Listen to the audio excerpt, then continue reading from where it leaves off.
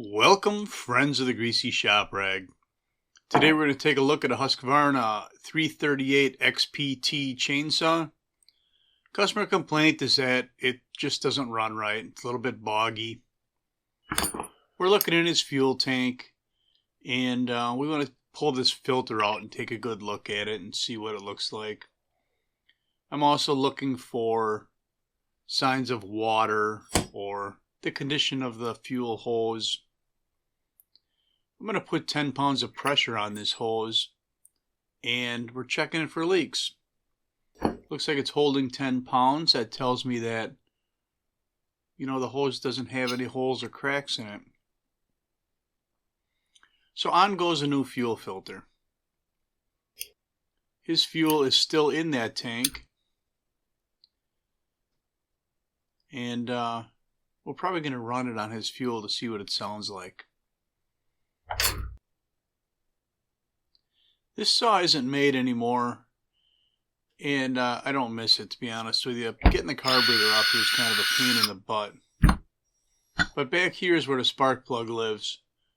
This is pretty easy to do, and in fact easier than a newer T540. It's not recessed in there as far as on a new T540 Mark 1, 2, or 3. It looks like the customer recently put a plug in here because it doesn't look that bad at all. Let's look at the condition of the cylinder. I mean, this thing is an older saw, and this looks pretty good in here. I don't see a ton of carbon buildup. I don't see any wear or scratching in the cylinder. I mean, I should take that back. There's a little bit of light wear, but it looked good. Nothing wrong with this spark plug either. I mean, why spend, what, $4 or $5, whatever a spark plug is these days, when you don't really need one? So that one goes back in. Torque to spec. And we'll put this protective cover back on. Here we go. I'm trying to prime it up. Looks like it's priming. It's kind of got a funky choke mechanism, but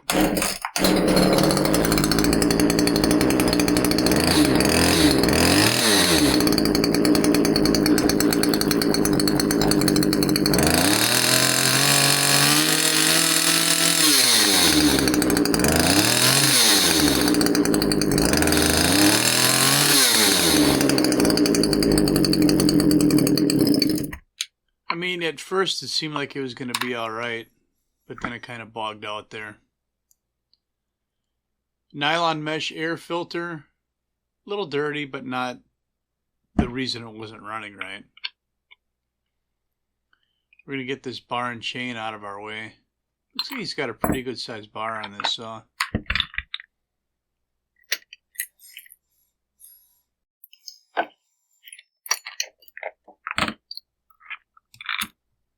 So here's where our carburetor lives. This is the air filter base, and the linkage is all tucked off onto the side.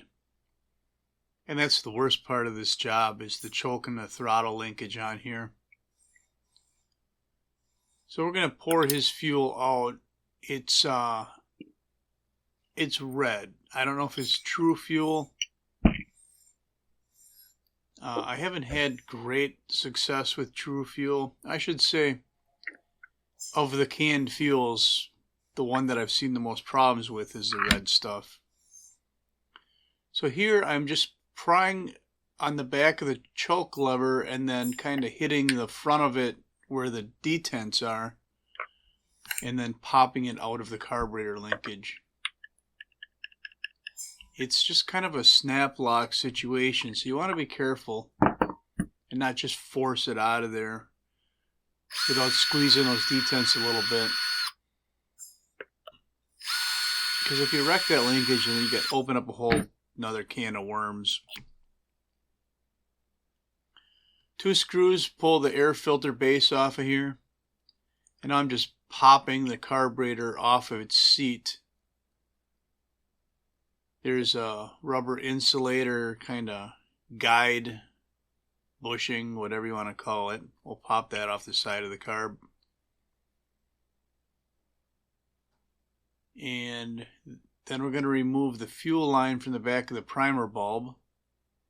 Leave the other end on the carb. We can change that later. And then we have our main fuel line and our throttle linkage on here yet. There's just not a lot of room to get in here and work. So I'm popping the main fuel line off the bottom. Right there. I should have this thing in a mount or something so it's not wiggling around so much, but you know, I'm at work with a camera above the bench. I'm not in a studio making videos. So there was a little piece of schmutz that fell down in there, so I had to get that out. Now I'll plug it off the intake and get rid of the rest of the schmutz that's in there. Kind of looked like my air nozzle is starting to blow some moisture. I got to remember to bleed off the water separator.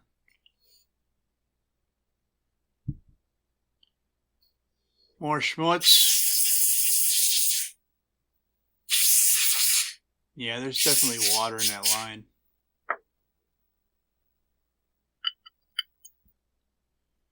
Alright, we're going to take the fuel pump cover off the carburetor.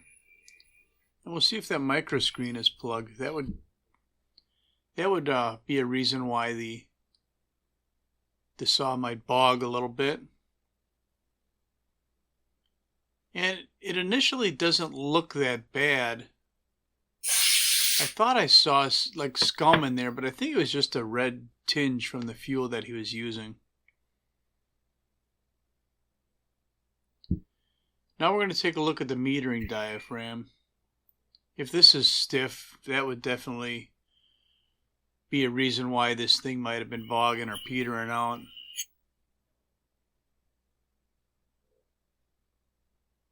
Pop this cover off of here.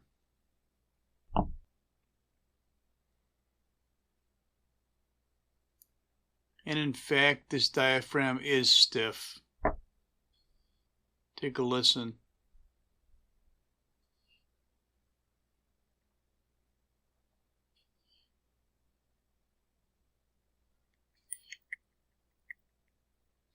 You notice how it was kind of holding its shape if I moved it one way or the other?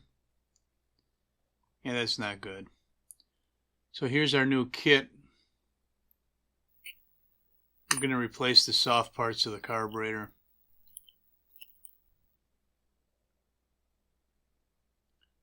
So we're going to have a fuel pump gasket, and that's not where it goes.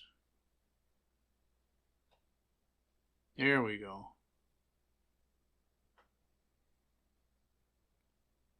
We'll lay that in place.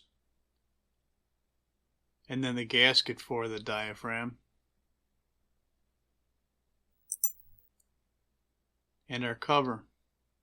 You notice the cover has the idle stop screw on it, so I hold the throttle open a little bit so it clears the stop when I'm trying to line this up and set it down.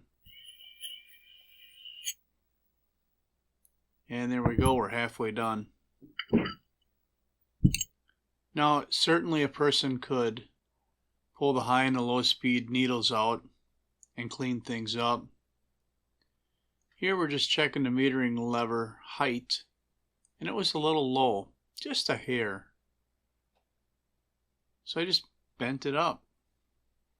I made it flush with the top of the sides of the carburetor. So on this side, the gasket goes down first, and then the metering diaphragm. And if you can't remember which goes first, the gasket or the diaphragm, kind of think of that metering chamber as a float bowl on one of them 4-stroke type engines. And adding a gasket between the carb and the diaphragm kind of gives that metering chamber some volume, like a float bowl.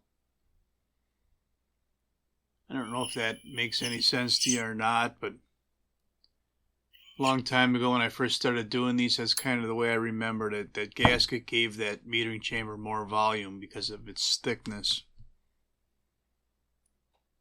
So we've assembled the cover for that metering chamber. Removed this old line, and we're just going to replace it.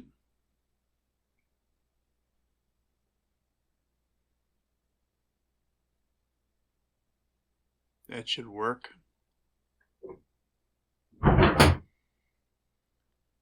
Alright, let's get this thing mounted. So there's a couple of holes in the throttle linkage. There's a bigger one, and that's the one that the throttle connection goes into. You can't see any of this.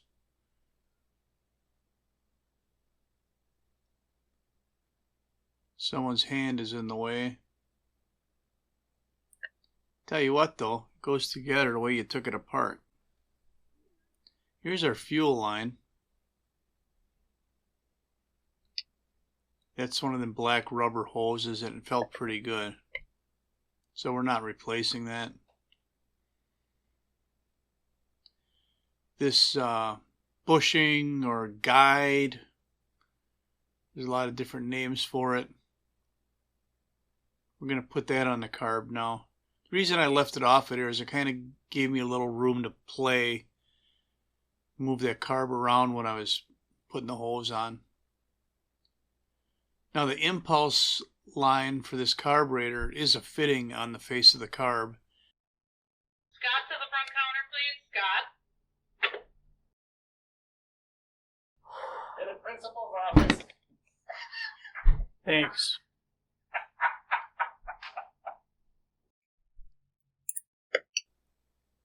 Now we have our throttle linkage. We just kind of pop that into place. And oh, that was our choke linkage, I'm sorry. Kind of pop that into place and test the choke. Kind of hard to do without the bolts in there, but it was working. And then our line that goes from the carburetor to the purge bulb.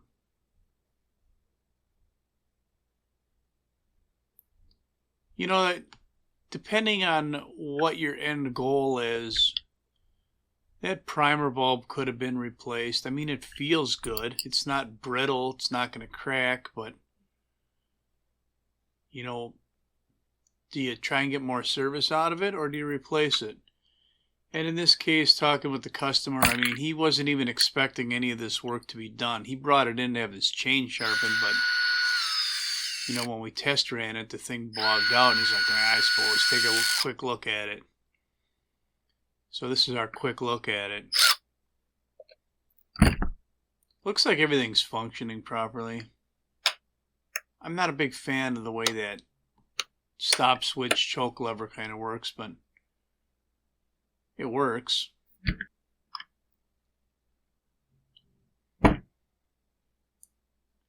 Alright, we're going to put canned fuel in here. I know the guy has to make a few cuts, but I think that's about it, really. And he had canned fuel in it to begin with, so he understands the idea of, you know, if you're only going to use it once in a while, don't use gasoline, that's going to go bad. So we're going to try and fire this thing up, and if it runs the way it should, see, it's priming the way it should. If it runs the way it should, then that's all I have for you on the Husqvarna 338XPT top panel chainsaw. And a little bog. Thanks for watching. Later.